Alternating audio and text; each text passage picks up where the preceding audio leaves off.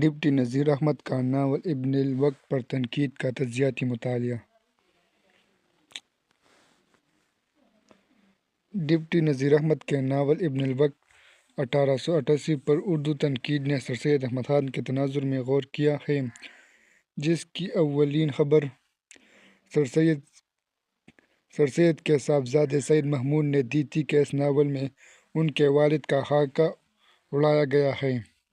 اللہ دے اور بندہ لے بس پھر کیا تھا، اردو ناقدین کے ہاتھ میں سر آ گئے اور بیشتر ناقدوں نے تنقیدی مضامین کا تانا بانا اسی ایک خیال کے گرد بن دیا کہ ڈپٹی صاحب نے سر سید اور ان کے نقطہ نظر کو مذمت کا نشانہ بنایا ہے۔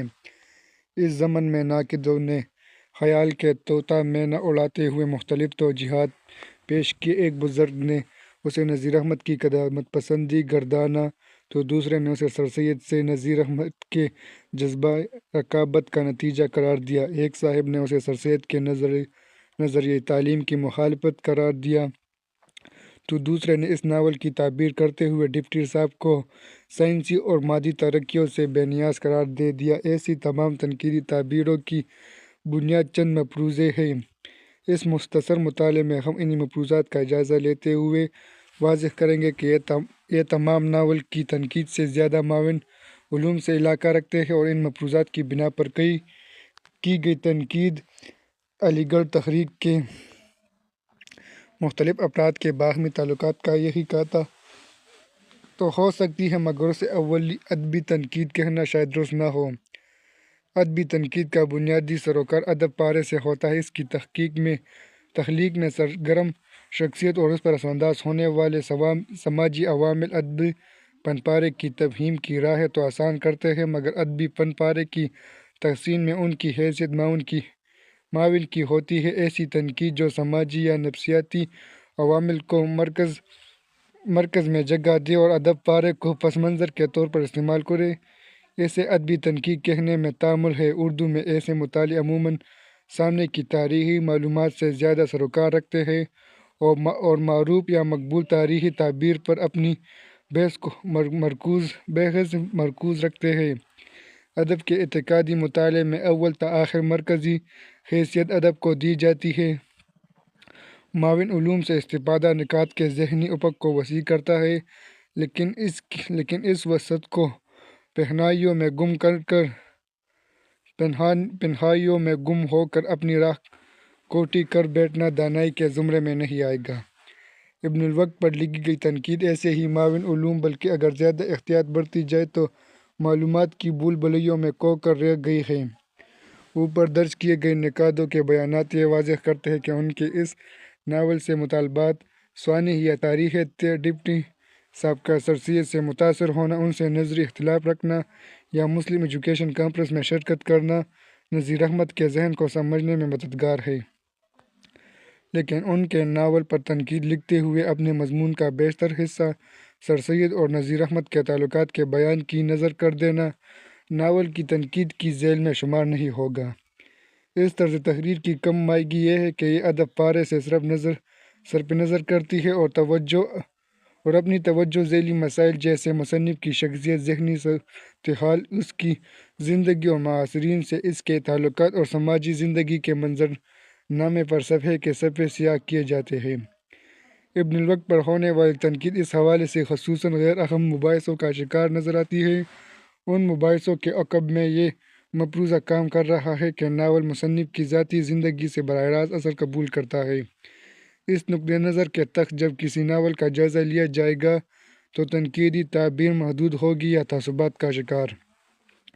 جیسے زیر مطالعہ ناول پر ہونے والی تنقید سے یہ واضح ہو جاتا ہے کہ اس ناول کے ناقد جب اسے سر سید اور نذیر احمد کی ذاتی زندگی اور ان کے تعلقات کی روشنی میں دیکھتے ہیں تو مضمون بعض اوقات کسی ایک شخص کی حمایت کا اعلان نامہ اور بعض اوقات دوسرے کی مخالفت کا شاخسانہ بن کر رہ جاتا ہے۔ بزرگ نقاد ناول پر بات کرنے کے بجائے مصنف کے پیچھے پڑ جاتے ہیں اور نذیر احمد کو سر سید سے رقابت کا مجرم قرار دیتے ہیں۔ سہیل بخاری نے اس ذیل میں لکھا ہے کہ ہندوستانیوں کی انگریز دشمنی کا وہ عام جذبہ جس میں مولانا کے مذہبی ماحول کو بڑی حد تک دخل ہونا چاہیے تھا، وہ انہیں ملنے والی تعلیم، ملازمت اور اعزازات کے سبب محض انگریزی معیشت کی مخالفت تک محدود ہو گیا۔ اور ابن الوقت کے پردے میں سر سید پر برس پڑا۔ ان کے علاوہ عبدالسلام صاحب کا ذہن بھی ابن الوقت سے سر سید اور حجت الاسلام سے نذیر احمد کی طرف منتقل ہوتا ہے۔ وہ ناول پر اپنے مضمون میں سر سید اور ابن الوقت کے کردار میں مماثلتیں تلاش کر کے بتفصیل لکھ دیتے ہیں، اور اگلے جملے میں یہ بیان دینے سے بھی گریز نہیں کرتے کہ نذیر احمد نے یہ ناول سر سید کے سوانح حیات بیان کرنے کے لیے نہیں، بلکہ وہ اس کے ذریعے سے ایک سیلاب کو روکنا چاہتے تھے۔ نقادوں کا دوسرا گروہ نذیر احمد اور سر سید کے قریبی تعلقات کی نشاندہی کر کے ثابت کرتا ہے کہ ناول سر سید کی مخالفت میں نہیں لکھا گیا۔ افتخار احمد صدیقی ابن الوقت پر اپنے مضمون کے 14 میں سے 9 صفحات سر سید اور نذیر احمد کی قربت اور اچھے تعلقات کے ثبوت بہم پہنچانے پر صرف کر دیتے ہیں۔ اس ضمن میں وہ نذیر احمد کے سر سید اور علی گڑھ تحریک کے لیے نرم گوشے کی مختلف مثالیں پیش کرتے ہیں، جن میں سر سید کی خواہش پر نذیر احمد کا مسلم ایجوکیشن کانفرنس میں شریک ہونا وہ بطور خاص بیان کرتے ہیں۔ نذیر احمد کی سر سید مخالفت کا جواب وہ یوں دینے کی کوشش کرتے ہیں کہ سر سید کی بڑھتی ہوئی مخالفت کے پیش نظر ان کی سیاسی قیادت کو منوانے کا مناسب طریقہ یہی تھا کہ ان کی اجتہادی لغزشوں کا کھلا اعتراف کیا جائے۔ چنانچہ نذیر احمد نے ابن الوقت میں سر سید کے سیاسی مسلک کی تعریف کی اور ان کی انتہا پسندی پر نکتہ چینی کی ہے۔ جیسا کہ پہلے اشارہ کیا جا چکا ہے کہ نذیر احمد اور سر سید کی مخالفت کے بیان کا معاملہ ہو یا ان کی موانس کے ثبوت کا، ایسی بیشتر تنقیدی تحریریں سید محمود کے اس اولی اشارے سے باہر نہیں پائے کہ ابن الوقت میں ان کے والد کا خاکہ اڑایا گیا ہے۔ اس کے علاوہ یہ بزرگ ناول کو سوانحی بیانیے سے آگے جا کر دیکھنے کی ضرورت ہی محسوس نہیں کرتے۔ علی عباس حسینی ناول کے کردار حجت الاسلام میں نذیر احمد کی شخصیت کی عکاسی تلاش کر لیتے ہیں۔ یہی کام فوزیہ مقبول نے اپنے مکار اردو میں سوانحی ناول میں کیا ہے۔ ایسی تمام تنقید سہل پسندی اور ناول کے فنی وسائل سے بے اعتنائی کا نتیجہ ہے۔ سہل پسندی ان معنوں میں کہ سوانحی اور تاریخی مواد کی وافر فراہمی کے نتیجے میں ناول کی تعبیر پیش کرنا انتہائی آسان ہو جاتا ہے، جیسے افتخار احمد صدیقی نے اپنے مضمون میں سر سید اور نذیر احمد کے نقطہ نظر کا فرق دکھا کر مثال بمثال اس ناول کے مختلف واقعات اور جملوں کی تعبیر کرنے کی کوشش کے دوران کیا ہے۔ اس تنقیدی سرمایہ کی کم مائیگی یہ ہے کہ اس کا زیادہ تر سروکار ناول نگار کے سوانح اور اس کے سر سید اور علی گڑھ تحریک کے نقطہ نظر سے اشتراک یا اختلاف بیان کرنے سے رہا ہے۔ ناول بطور فن ایسی تنقید میں اولی تو جگہ نہیں پاتا۔ اگر کہیں ناول پر بات بھی ہو تو محض حاشیہ آرائی کے طور پر 2-4 جملے لکھ کر بات بھگتا دی جاتی ہے۔ ان بزرگوں کی زیادہ تر گفتگو نذیر احمد کے مذہبی اور تمدنی خیالات پیش کرنے سے رہتی ہے۔ یہ بزرگ نذیر احمد اور سر سید کے نظریات کا تقابل تو پیش کر دیتے ہیں، لیکن ناول کی طرف آنے سے گریز کرتے ہیں۔ ناول کی بجائے ناول میں پیش کردہ خیالات کو ناول سے باہر موجود دانشورانہ فضا کے ساتھ ملا کر ایک تمدنی اور مذہبی فضا کی صورت گری اور تجزیے کی کوشش کرتے ہیں، لیکن ناول محض خیالات ہی نہیں اور بھی بہت کچھ ہوتا ہے۔ ان مضامین میں سر سید کے علم الکلام پر تو پورا صفحہ مل جاتا ہے، تاہم نذیر احمد کی نادلانہ پیشکش اور بیانیے کی صفات پر ایک پیراگراف بھی ڈھونڈنے سے نہیں ملتا۔ ان مضامین کا بیشتر حصہ سر سید احمد خان اور نذیر احمد کے تحائف آمیز تعلق کو، جس میں بعض معاملات میں دونوں کے مابین اشتراک ہے اور بعض میں مخالفت، بیان کرنے میں صرف ہوا ہے، نہ کہ جب تنقیدی مفروضے بیان کر کے ناول کے تجزیے کے لیے تنقیدی بنیاد مہیا کرتے ہیں تو ان کی تقلیدی روش کھل کر سامنے آ جاتی ہے۔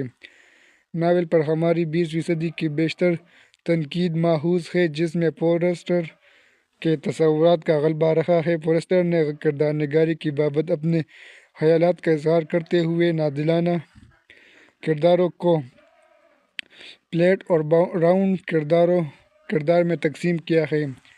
نکادوں کے ہاتھ ناول کی گرہیں کھولنے کا ایک اور وسیلہ آ گیا۔ بزرگ اس تصور کو بہتر ناول وہ ہے کہ جس کے کرداروں میں ایک ارتقا موجود ہو۔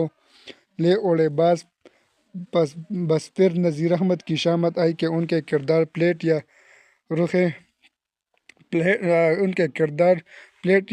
یک رخ ہیں، ان میں زندگی نہیں ہے، یہ شیطان ہے یا فرشتہ، ان میں ارتقا نظر نہیں آتا، وغیرہ وغیرہ۔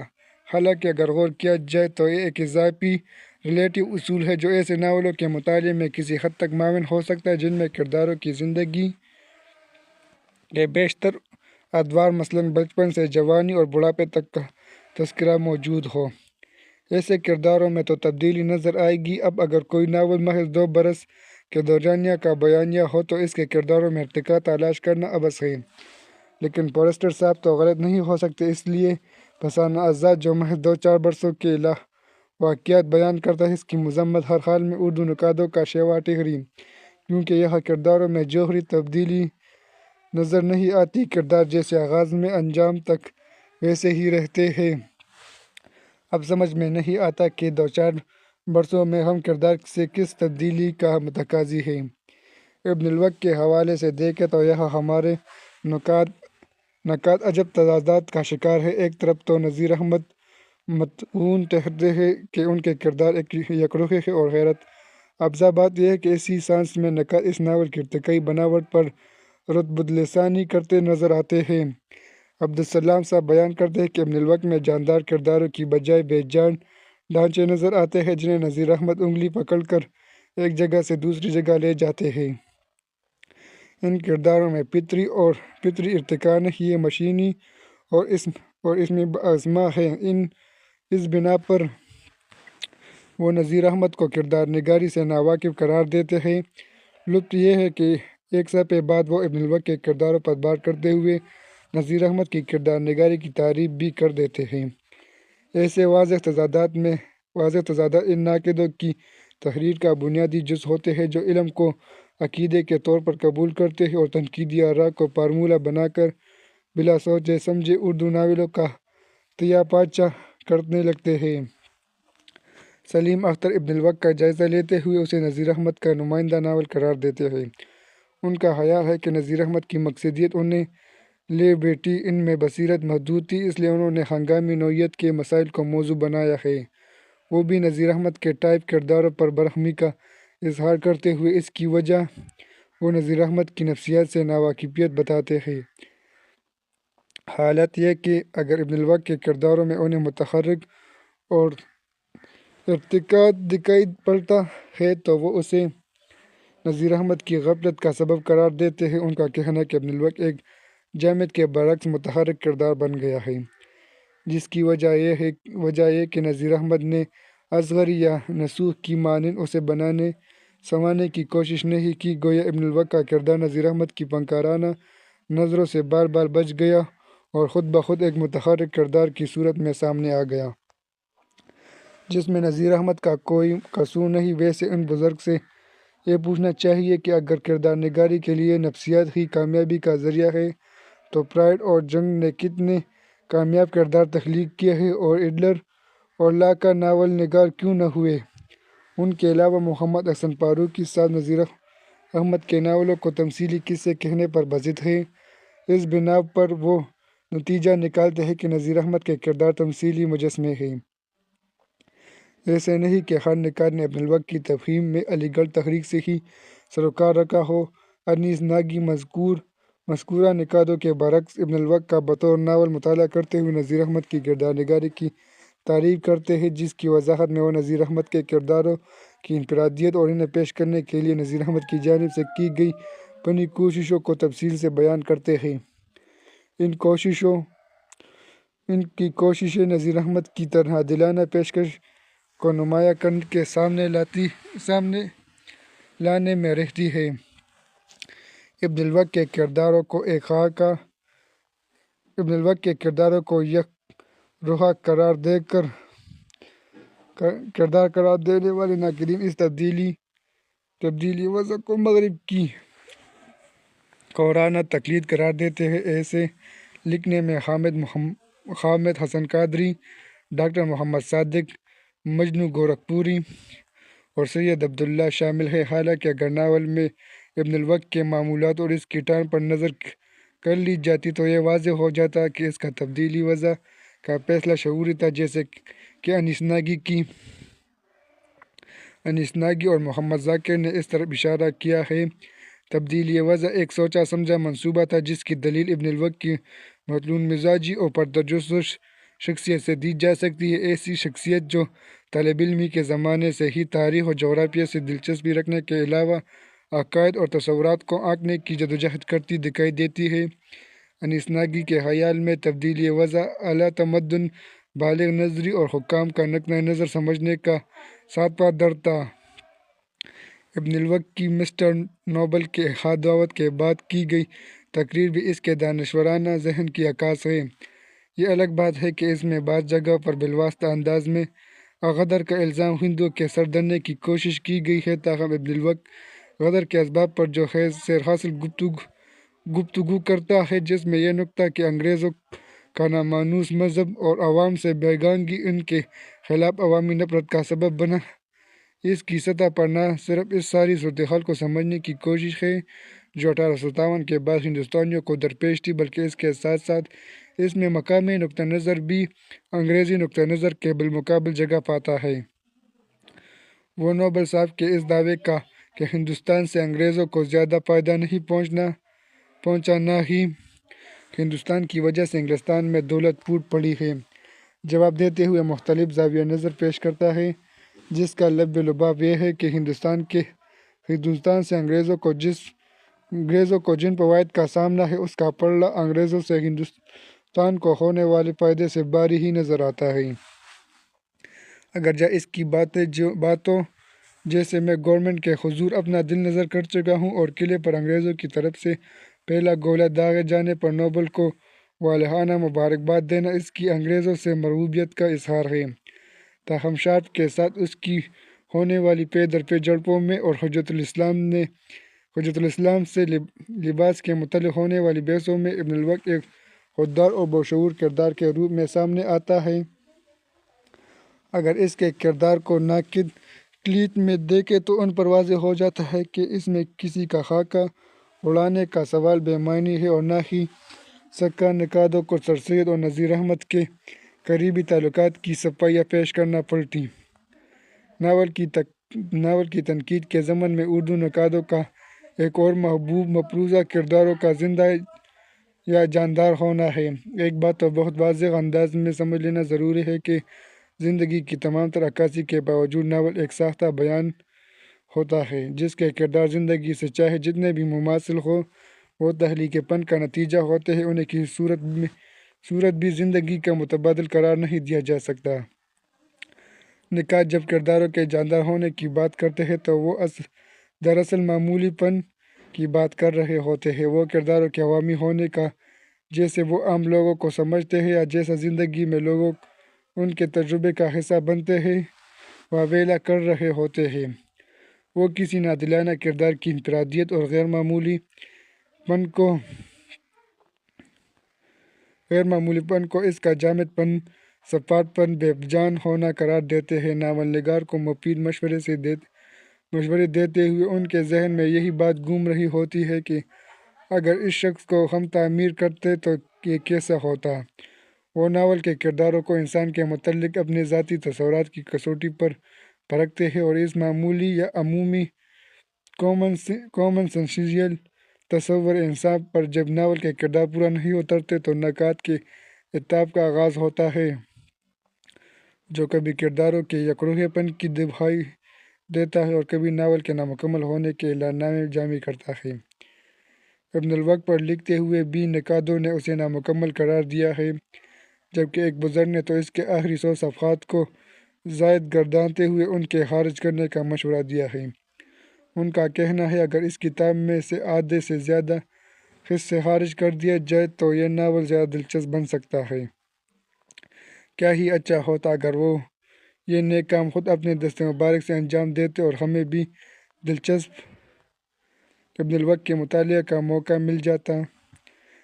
ایسی تنقید دراصل ناول یا وسیع معنوں میں کہیں تو فکشن کی مبادیات سے بے خبری کا نتیجہ ہے۔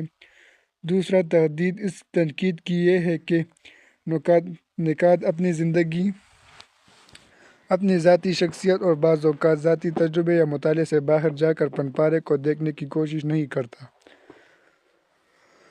وہ حیران ہوتا ہے کہ جیسے اس کے خیال میں زندگی کو دیکھنا چاہیے تھا، ناول نگار ایسے کیوں نہیں دیکھ پایا۔ ناول نگار بنیادی طور پر کسی کردار کی تشکیل کے دوران انتخاب کے عمل سے گزرتا ہے۔ وہ کردار کی ایک مخصوص صورت ابھارنے کے لیے یا اس کی زندگی کا کوئی مخصوص تصور نمایاں کرنے کے لیے مخصوص واقعات اور مکالموں کو اپنے ناول میں جگہ دیتا ہے۔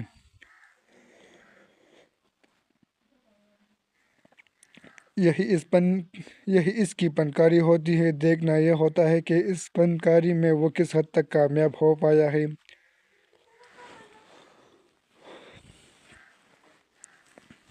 مثلاً نصوح کا کردار، جس پر نقاد یکرخ ہونے کا الزام لگاتے ہیں، ایسی فنکاری کا نمونہ ہے۔ نصوح کی اپنی منطق ہے اور جو فرد، کام یا معاملہ اس کی منطق پر پورا نہیں اترتا وہ اسے بدلنے یا ختم کر دینے کے انتہائی جذبے سے سرشار دکھائی دیتا ہے۔ اب اگر کسی کے مشاہدے میں ایسا کوئی کردار نہیں آیا تو اس کا قطعاً مطلب نہیں کہ ایسا کردار ہونا ممکن نہیں۔ اس بات سے قطع نظر ناول سے زندگی کا مطالبہ بے جا بھی ہے اور اس کی فطرت سے ناواقفیت کا بھی۔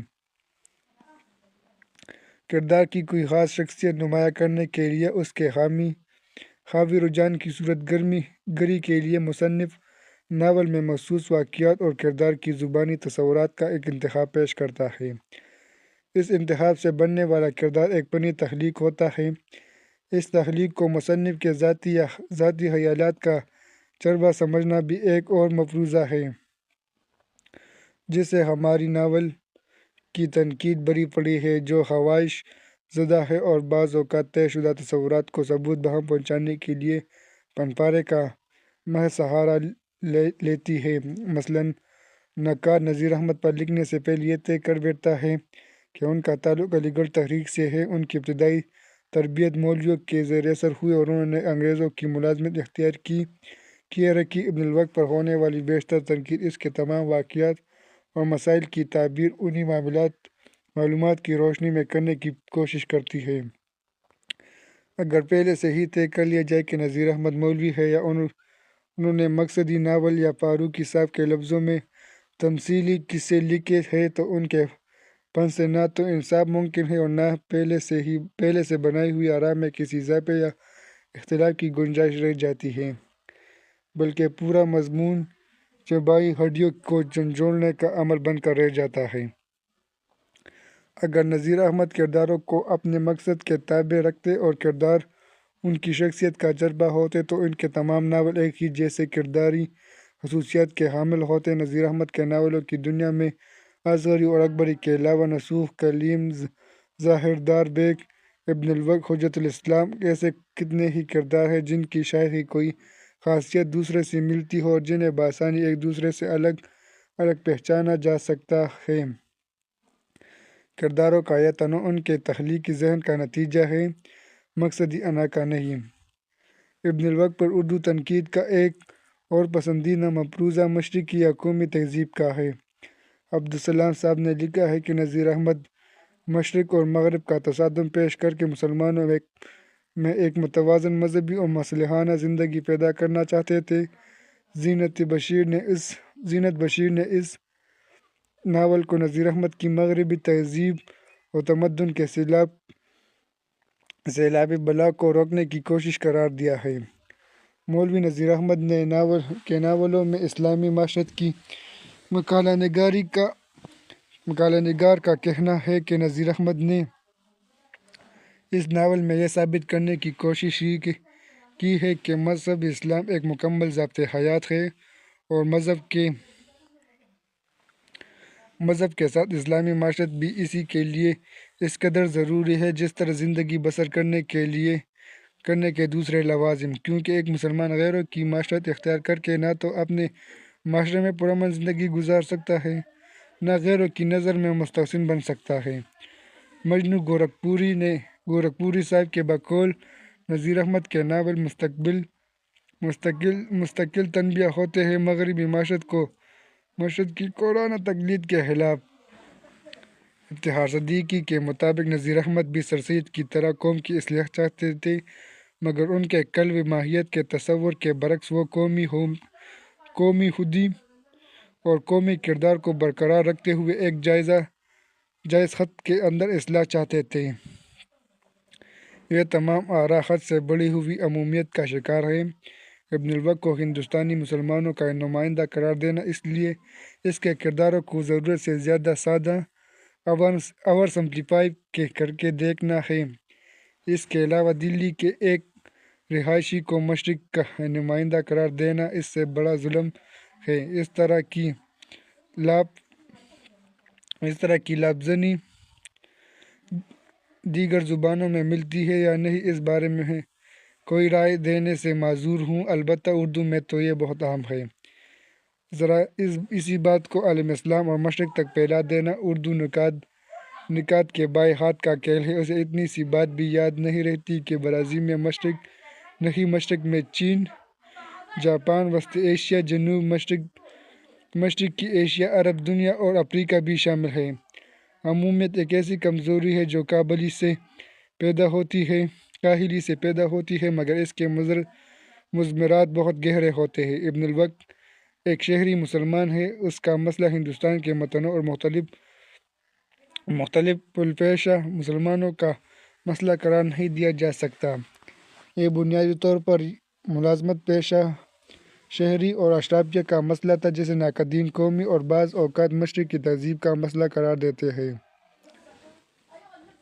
مشرق کے تصور کو بھی ہم نے ایسا لیبل سمجھ رکھا ہے جو کسی نکرہ شے کو معرفہ میں بدلنے کا آسان حربہ ہے۔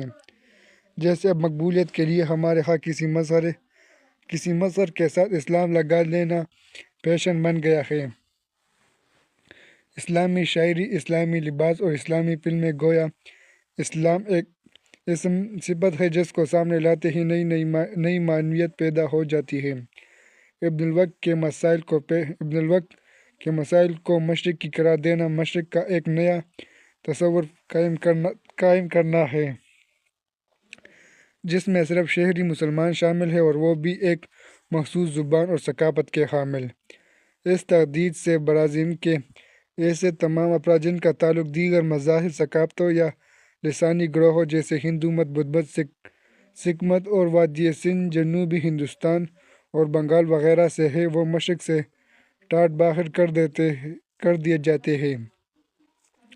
اسے مشرق کی بجائے اردو پبلک اسپیئر کہنا زیادہ قرین قیاس ہے۔ جہاں تک قومی خودی یا خودداری کا سوال ہے تو ابن الوقت کے معاملے میں نقادوں نے اس ناول میں پیش کیے گئے کردار، مسائل اور موضوع کے عین برعکس نتائج لگائے ہیں۔ حجت الاسلام جو ابن الوقت سے نئی وضع چھڑوانا چاہتا ہے، وہ کہیں بھی قومی خودداری یا اپنی تہذیب کی بڑائی بیان نہیں کرتا، نہ وہ انگریزی وضع کی مذمت کرتا دکھائی دیتا ہے۔ اس کا مسئلہ سیدھا سادہ ہے۔ وہ ابن الوقت سے بحث کے دوران یہ دلیل لاتا ہے کہ انگریزی لباس انگریزوں حاکموں کی برابری کرنے کی ایک کوشش ہے، جس سے سلطنت کے قیام کو وضعف کا خطرہ لاحق ہے۔ اس لیے انگریزوں کو یہ حق حاصل ہے کہ وہ ایسی تمام کوششوں کو جن سے سلطنت کو نقصان پہنچتا ہو ختم کرنے کے اقدامات کرے۔ ابن الوقت سے کہیں بھی وہ ہندوستانی ثقافت کا واسطہ نہیں دیتا، نہ اس کی قومی خودی کو ہوا دینے کی کوشش کرتا ہے، بلکہ اگر زیادہ واضح لفظوں میں کہا جائے تو اس کی منطق یہ ہے کہ محکوم کو حاکم بننا زیب نہیں دیتا، اور یہی اس کے نزدیک ابن الوقت کے تمام مسائل کی وجہ ہے۔ اس کے اپنے الفاظ یہ ہیں: اگر انگریزوں کو اس ملک پر حکمرانی کا استحقاق ہے تو ضرور اس بات کا بھی استحقاق ہے کہ جو چیزیں ضعف حکومت کی طرف مخبر ہو اس کا انسداد کرے، اور تمہارا طرز لباس اور طرز تمدن ان چیزوں میں ہے جن سے ضبط کا اندیشہ ہے۔ حجت الاسلام ابن الوقت کے اپنی نئی وضع اور انگریزوں سے برابری کے حق میں پیش کیے گئے دلائل پر تبصرہ کرتے ہوئے رائے دیتا ہے کہ انگلستان کے عوام اور ہندوستانی عوام میں فرق ہے، اس لیے انہیں ایسے حقوق بھی نہیں دیے جا سکتے۔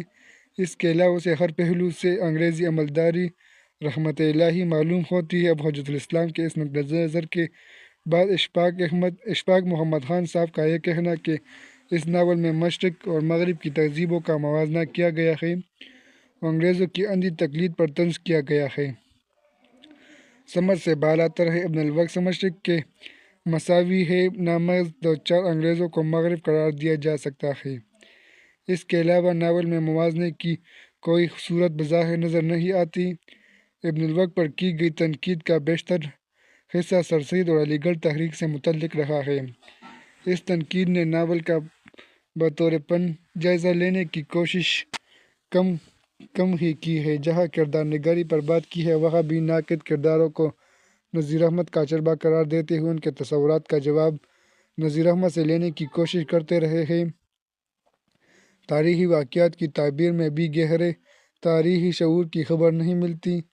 استعماریت کا اس صورتحال سے تعلق ان تحریروں کا موضوع بنتا ہے، نہ اس کی حکمت عملیہ کہیں تجزیے کا موضوع قرار پاتی ہے۔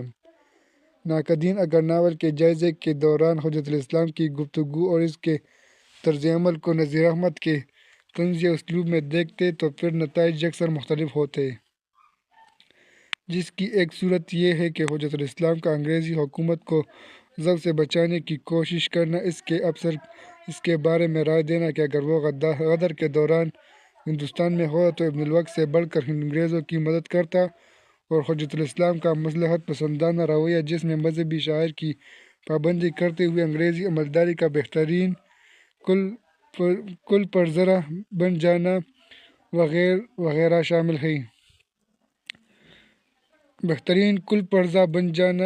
شامل ہے۔ ان سب رویوں کو ناول نگار نے طنزاً پیش کیا ہے تو نذیر احمد کو مدعون کرنے کی ضرورت درپیش ہوتی ہے، نہ سر سید احمد خان اور نذیر احمد کے قریبی تعلقات کی مثالوں کو ڈھونڈ کر لانا پڑتا۔ ابن الوقت کا تجزیہ کرتے ہوئے لمبی تقریروں کو دیکھ کر دور سے سلام کرنے کی بجائے اس کے متن کا جائزہ نہ صرف ابن الوقت کے ذہن کو سمجھنا ممکن بنا دیتا ہے، بلکہ نذیر احمد کے کردار نگاری کے اسرار کو بھی کھل کر سامنے آ جاتے ہیں۔ ابن الوقت اپنی نوعیت میں ناول ہے، اس لیے اس پر تنقید کرتے ہوئے اسے ناول کے فنی معیارات پر پرکھنا ہوگا۔ ناول کی تنقید میں منصف یا اس کے حالات سے زیادہ اہم ناول میں کرداروں اور خیالات کی پیشکش کو فطری بنانے کے لیے مصنف کی طرف سے کی گئی فنی کوششیں اور حربے ہوتے ہیں۔ اس ناول پر کی گئی بیشتر اردو تنقید نے اس کے فن سے زیادہ مصنف اور اس کے معاصرین سے تعلقات کو پیش نظر رکھا ہے۔ ایسی تنقیدی ضروری مباحث کا ایسا بلند پلندہ ہوتی ہے جو تاریخی مسائل پر اپنی توجہ مرکوز رکھتے ہوئے کبھی مصنف پر الزام اور کبھی ان الزامات کا جواب دینے کی صحیح رائے گاہ میں مبتلا دکھائی دیتی ہے۔ یہ اس کے حوالہ جات ہیں: ڈاکٹر قمر رئیس، پریم چند کی ناول نگاری۔ نمبر 2، بحوالہ سید عبداللہ سر سید احمد خان اور ان کے نامور رفقا کی اردو نثر کا فنی و فکری جائزہ۔ ڈاکٹر لطیف حسین، ادیب، رتن ناتھ سرشار کی ناول نگاری۔ ڈاکٹر قمر رئیس، ڈاکٹر سہیل بخاری، اردو ناول نگاری۔ پروفیسر عبدالسلام، تخلیق و تنقید، بارسوم۔ افتخار احمد صدیقی، مولوی نذیر احمد۔ علی عباس حسینی، ناول اور ناول نگار، تخلیص، تہذیب، تعارف۔ ڈاکٹر اسلم عزیز درانی، فوزیہ مقبول، اردو میں سوانحی ناول۔ افتخار صدیقی، مولوی نذیر احمد، بریلوی۔ پروفیسر عبدالسلام، ڈاکٹر سلیم اختر، ڈاکٹر محمد احسن فاروقی، انیس ناگی، حامد حسن قادری، مجنوں گورکھپوری۔ بس آپ یہ دیکھ لیں، یہ اس کے حوالہ جات ہیں۔